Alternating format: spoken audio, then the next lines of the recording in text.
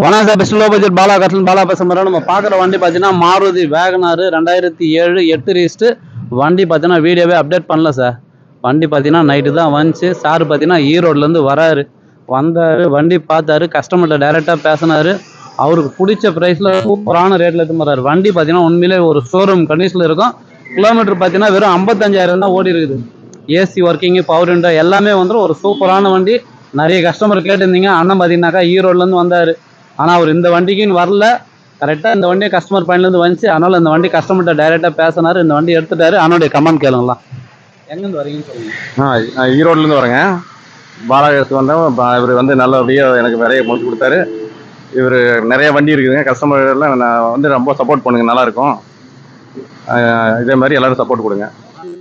வண்டி ரொம்ப பிடிச்சிருக்குங்க. திருப்தியாக இருக்குது. ஈரோடு வீரப்ப.